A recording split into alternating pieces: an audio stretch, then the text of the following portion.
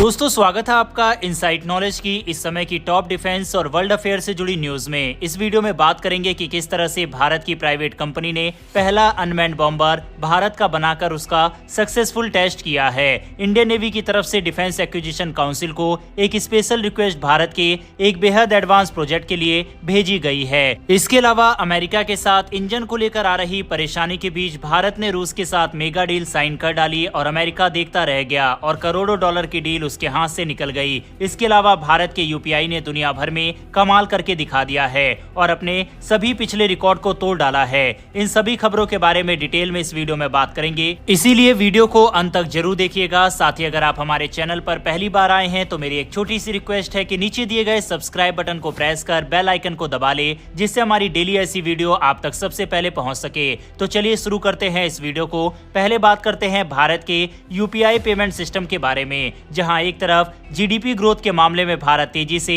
आगे बढ़ रहा है और वर्ल्ड बैंक ने भी अपने प्रेडिक्शन में भारत को काफी हाईली रेट किया है, जिसके बारे में हमने कल की वीडियो में आपको बताया भी था। तो वहीं यूपीआई के मामले में भी भारत लगातार रिकॉर्ड तोड़ते जा रहा है। भारत में ही नहीं बल्कि दुनिया के अलग अलग देश भी लगातार यूपीआई को अपनाते जा रहे हैं। इसकी ताकत का अंदाजा आप इसी बात से लगा सकते हैं कि इसी साल अप्रैल से जुलाई के बीच में 81 लाख करोड़ का ट्रांजैक्शन यूपीआई के थ्रू हुआ था, जो कि एक रिकॉर्ड है। ट्रांजैक्शन के इतने बड़े रिकॉर्ड के आगे दुनिया के बड़े बड़े प्लेटफॉर्म काफी ज्यादा पीछे दिखाई देते हैं और ये भारत के यूपीआई की बड़ी सक्सेस को भी दिखाता है। आपको याद होगा कि जब एक समय यूपीआई को लॉन्च किया गया था, उस समय संसद में कांग्रेस पार्टी की तरफ से पी चिदम्बरम ने बयान देते हुए ये कहा था कि कैसे भारत के गरीब लोग, एक रिक्शा ड्राइवर, एक सब्जी वाला इसका यूज करेगा।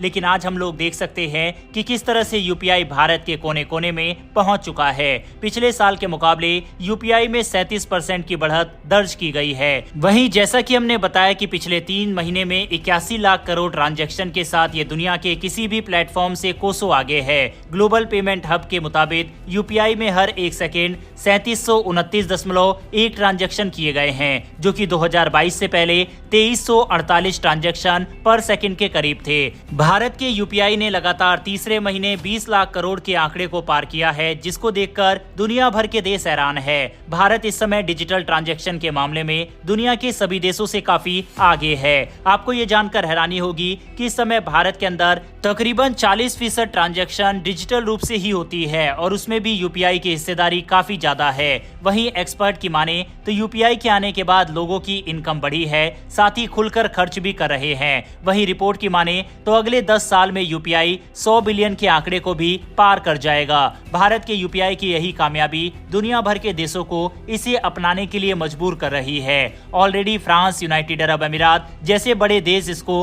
अपना चुके हैं और दुनिया के अन्य देश भी इसे अपनाने की दिशा में आगे बढ़ रहे हैं। भारत के यूपीआई ग्रोथ से चीन और अमेरिका जैसे देश भी परेशान हैं, क्योंकि उनके पेमेंट सिस्टम भारत के यूपीआई से इस समय काफी ज्यादा पीछे दिखाई दे रहे हैं। ऐसा बहुत कम देखा जाता है जब भारत की कोई टेक्नोलॉजी अमेरिका और चीन दोनों को ही सरपास करते हुए दुनिया में इस तरह की क्रांति लेकर आए, और ये काम भारत के यूपीआई ने करके दिखाया है। भारत के यूपीआई के लिए कमेंट बॉक्स में एक जय हिंद तो बनता है। बढ़ते हमारी अगली खबर की तरफ। ये खबर दोस्तों भारत और रूस से निकलकर सामने आ रही है और एक मेगा डील दोनों देशों के बीच साइन होने जा रही है और ये डील अमेरिका के लिए एक बहुत बड़ा सबक लेकर आने वाली है। दरअसल भारत सरकार की तरफ से 26,000 करोड़ की एक बड़ी परियोजना को मंजूरी मिल चुकी है, जिसके तहत 240 की संख्या में एरो इंजन या कहे AL-31 इंजन भारत की हिंदुस्तान एरोनॉटिक्स लिमिटेड कंपनी के द्वारा बनाए जा रहे हैं, जो कि भारत के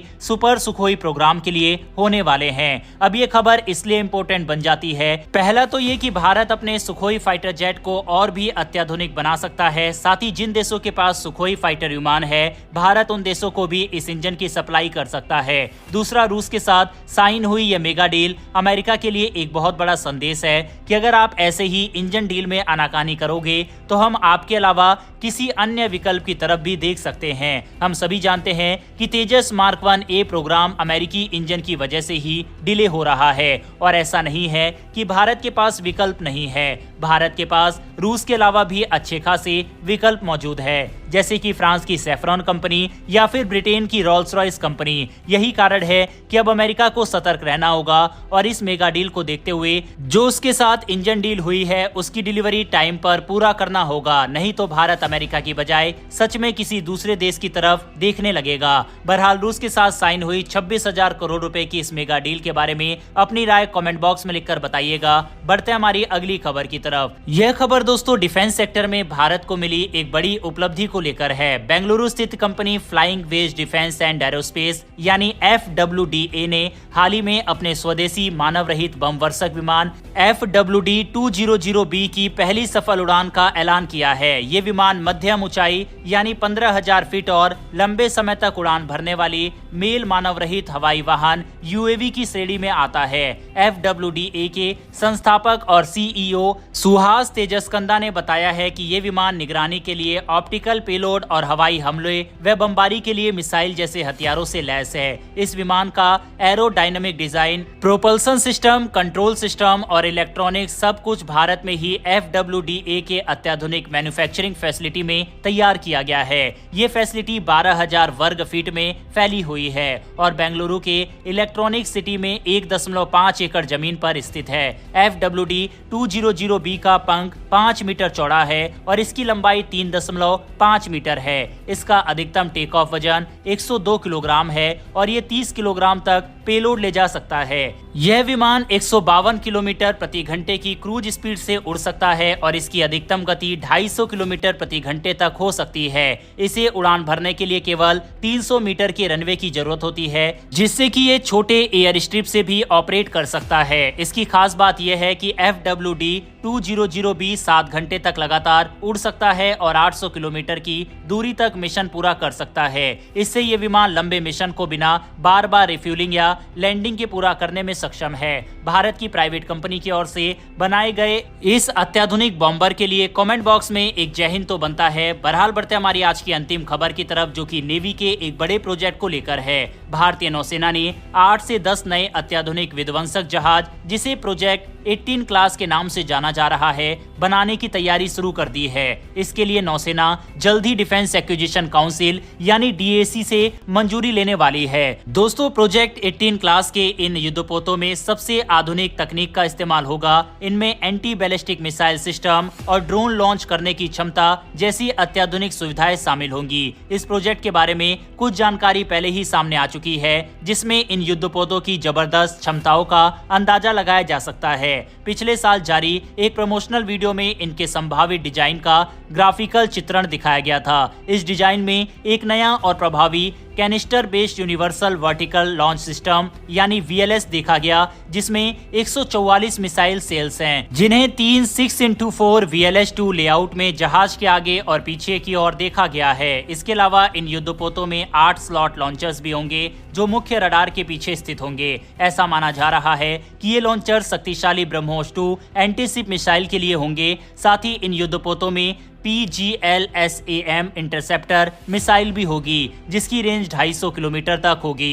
प्रोजेक्ट 18 क्लास के ये विध्वंसक जहाज P-15 ब्रावो क्लास या P-15B प्रोग्राम के उत्तराधिकारी और इन्हें भारतीय नौसेना के बेड़े में शामिल करने से हमारी समुद्री सुरक्षा और भी मजबूत होगी। नौसेना का ये कदम उसकी प्रतिबद्धता को दर्शाता है कि वह अपने बेड़े को आधुनिक बनाने और क्षेत्र में अपनी रणनीतिक बढ़त बनाने रखने के लिए कितनी सजग है। बहरहाल दोस्तों इस वीडियो में इतना ही। उम्मीद करता हूँ कि आपको ये इन्फॉर्मेशन और वीडियो पसंद आई हो। अगर आपने इस वीडियो को यहाँ तक देखा है तो वीडियो को लाइक करके हमारी आने वाली डेली ऐसी वीडियो के लिए चैनल को सब्सक्राइब कर बेल नोटिफिकेशन को जरूर दबा लें। फिर मिलेंगे ऐसी एक नई वीडियो के साथ। धन्यवाद। जय हिंद।